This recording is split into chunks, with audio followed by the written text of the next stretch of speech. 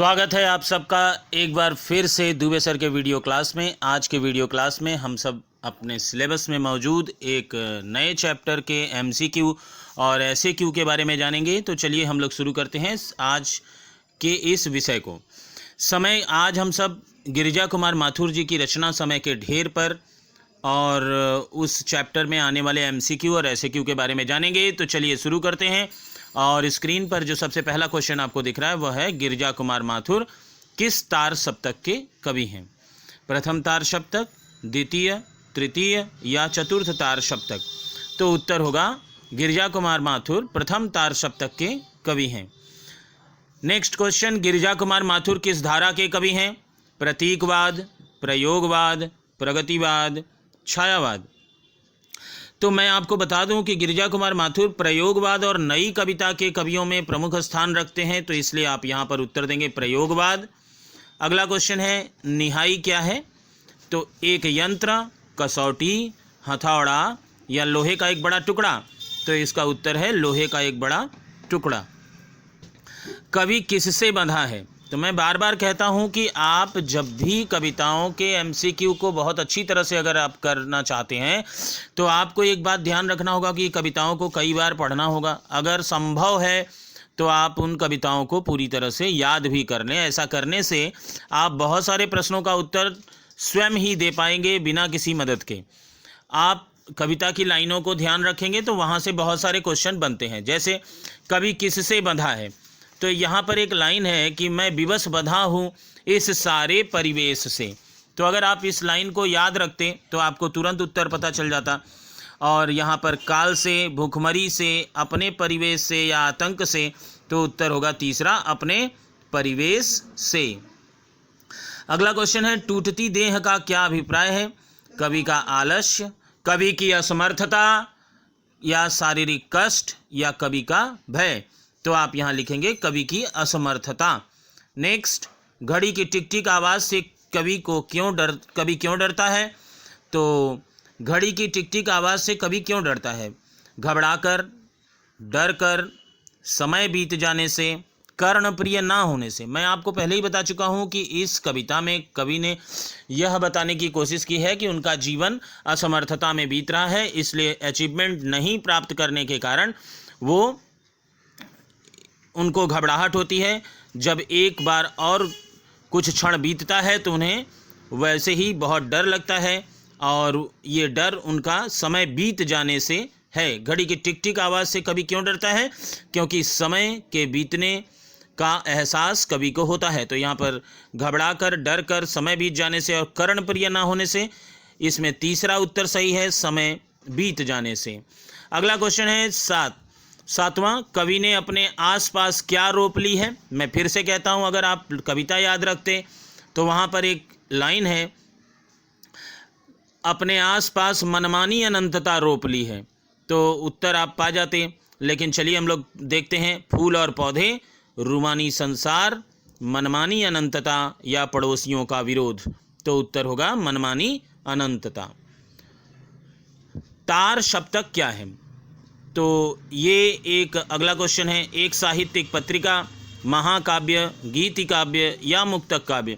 तो मैं आपको बता दूं, तार सप्तक अज्ञेय जी के नेतृत्व में इसी कलकत्ते शहर में एक साहित्यिक मंच का आयोजन किया गया था और अज्ञेय जी उसके नेतृत्व में रहे। मैं अलग से एक वीडियो भी बनाकर अपने चैनल पर दिया हूँ तार सप्तक के बारे में, तो आप अगर वहाँ जाएंगे तो आपको बहुत कुछ मिलेगा।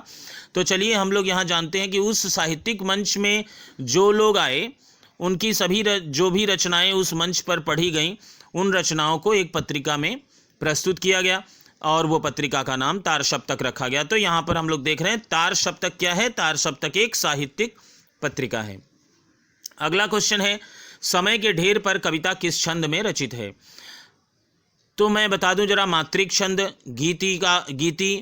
गीत है, पद है या मुक्तक है?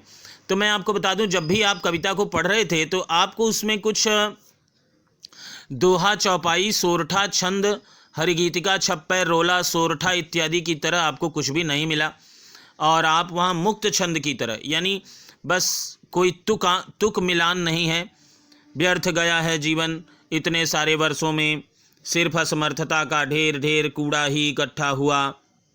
अधूरा रुका है वक्त और यह देह सिर्फ आधी सांस लेती है। एकदम सीधे जैसे कोई अपनी बात कह रहा है और उसी तरह से कविता लिखी गई है। जब कविताओं में तुकबंदी नहीं होती तो उसे मुक्तक कहते हैं और यहाँ पर उत्तर होगा मुक्तक।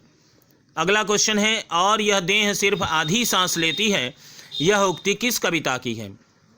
तो इसमें कोई दो राय नहीं कि हम लोग जब चर्चा कर रहे हैं समय के ढेर पर तो ये वहीं की है, लेकिन जब हम लोग इस चैप्टर को कर रहे हैं इसलिए हम लोग बहुत आसानी से बता पा रहे हैं। लेकिन इसके पहले आप याद रखें, समय के ढेर पर, कहाँ न गया, नदी के द्वीप या चिंता, तो उत्तर होगा समय के ढेर पर। अगला क्वेश्चन है, गिरिजा कुमार माथुर का जन्म कब और कहाँ हुआ था? तो गिरिजा कुमार माथुर जी का जन्म मध्य प्रदेश के अशोक नगर में 1919 ईस्वी में हुआ था। नेक्स्ट, गिरिजा कुमार माथुर के दो प्रमुख काव्य संग्रह के नाम बताएं। तो दो पूछे गए हैं, लेकिन मैं यहाँ बहुत 2, 3, 4 लिख दिया हूँ, तो आप वहाँ से अपने ज़रूरत के अनुसार उत्तर को ले लेंगे। ये उत्तर है मंजीर, नाश और निर्माण, धूप के धान, शिला पंख चमकीले। अगला क्वेश्चन है, गिरिजा कुमार माथुर किस युग धारा से संबंध रखते हैं?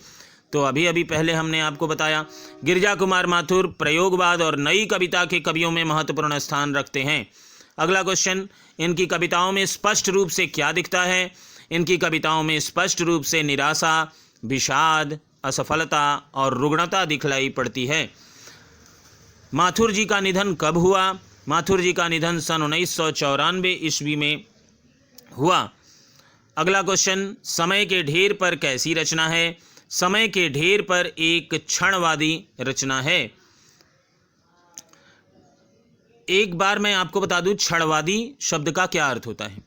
तो आप याद रखें कि क्षणवादी कविताएं जो कवि लिखते हैं उनके बारे में ऐसा, मैंने उसका अर्थ आपको बता रहा हूँ कि उसका मतलब होता है कि ये कवि भूत भविष्य यानी बीते हुए समय और आने वाले समय में विशेष महत्व नहीं देते और वो वर्तमान में सब कुछ प्राप्त करने की इच्छा रखते हैं और इसीलिए इनको क्षणवादी कवि कहा जाता है और क्षणवादी रचना ये कही गई है।